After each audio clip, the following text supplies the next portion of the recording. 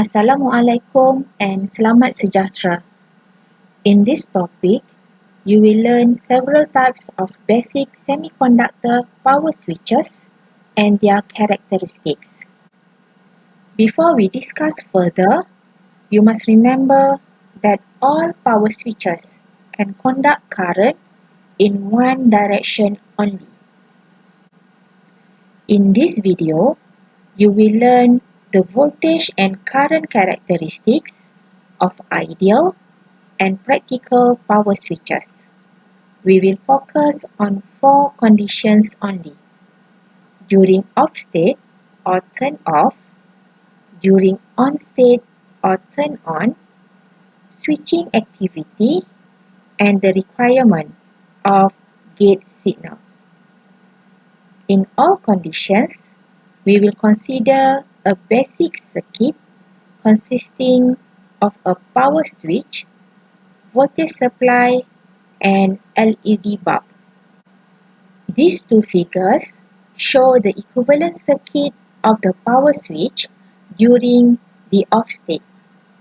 The left circuit refers to an ideal power switch, and the right circuit is a practical power switch.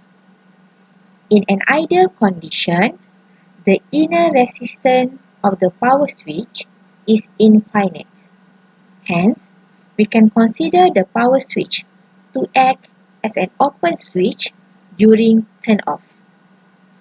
Hence, no current can flow through it. However, practically, there is a small current that flows through the inner resistance. This current is called leakage current. Based on the circuit analysis, we can sketch the current waveform of the ideal and practical power switches as follows.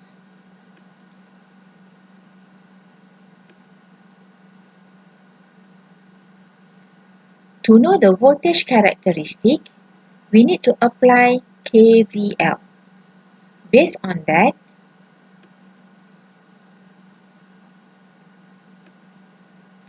we can see that both the ideal and practical power switches have the same high voltage across them. The voltage is equal to the voltage supplied by the voltage sources. Thus, we can sketch the voltage waveforms as follows.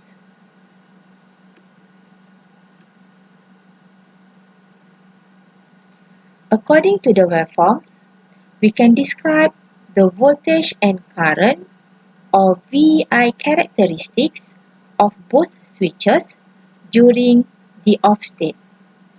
For the ideal power switch, the device will block a large voltage with zero leakage current. Meanwhile, the practical switch will also block large voltage but with small leakage current.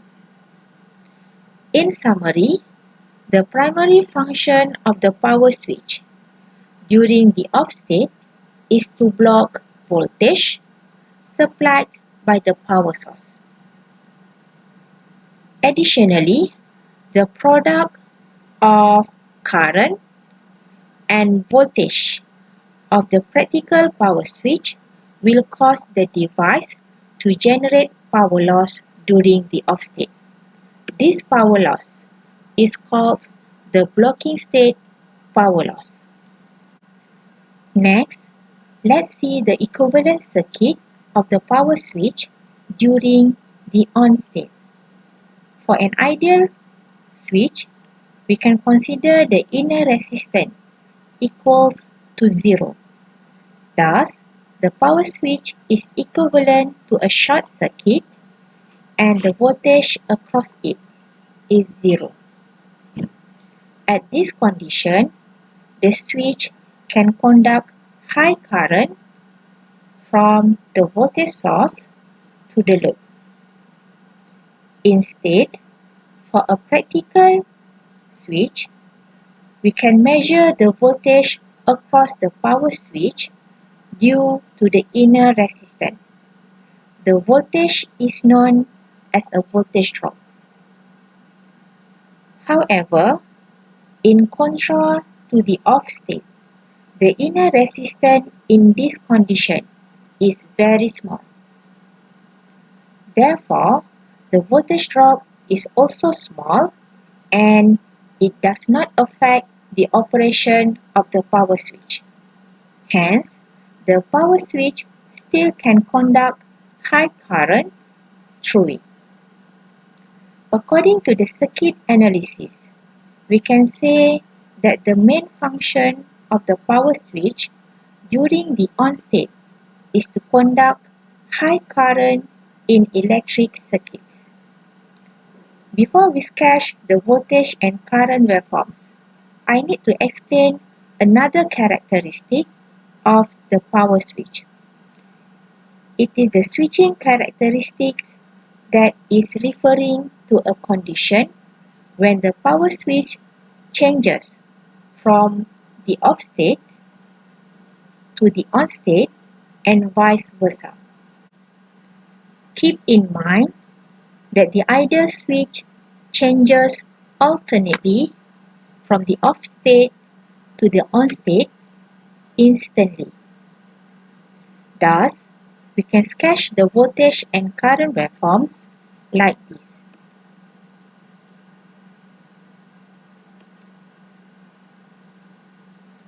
However, practically, the power switch requires considerable time to change from the off state to the on state and vice versa.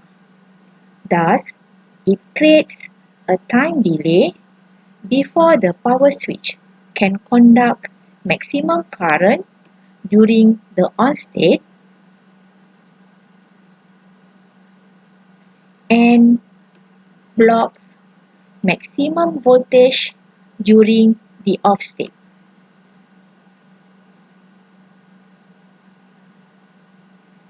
Additionally, the product of current and voltage during the on state causes the power switch to produce the forward conduction power loss. Meanwhile, the product of current and voltage during the switching activity generates the switching power loss.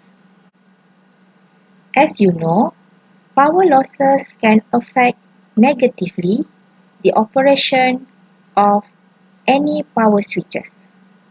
Thus, to ensure reliability and efficiency, we need to use appropriate heat removal mechanisms such as heat sinks. Now, let's focus on how to calculate the power losses. In this topic, we will concentrate on the switching power losses only.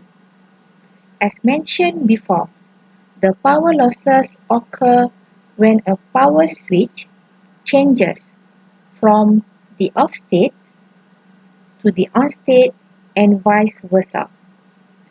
According to the previous explanation, we can sketch the waveform of leakage current during the off state and the conducted current during the on state like this.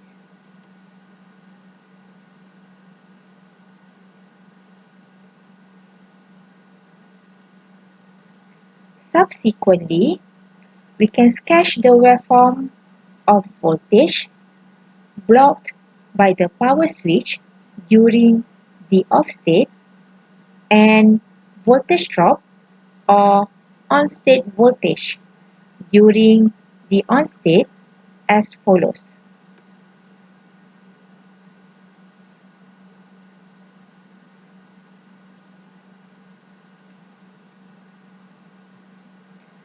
In this graph, the x-axis is referring to the switching time in seconds, and we can see some delay before the power switch is entirely on or off.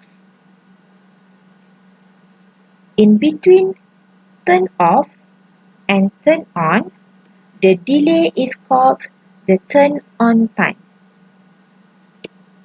It consists the current rise time and the voltage fall time. Instead, between turn on and turn off, the delay is called the turn off time. It consists the voltage rise time and the current fall time. Based on the area under both times, we can calculate the switching power loss using this following equation. You may refer to the note for a simple explanation and example on how to calculate the power loss.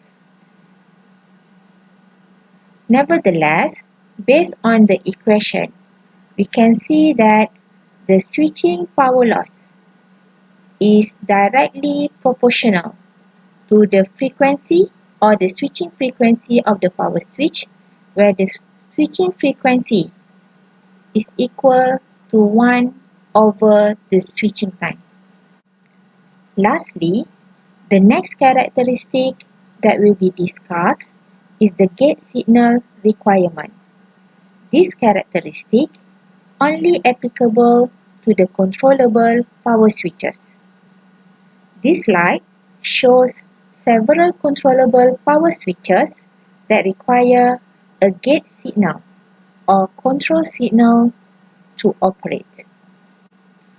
Regarding the type of gate signals, thyristors and BJTs require current signals to turn on. Hence, they are known as current-controlled devices. Meanwhile, MOSFET and IGBTs need voltage signals to turn on, and they are called as voltage-controlled devices.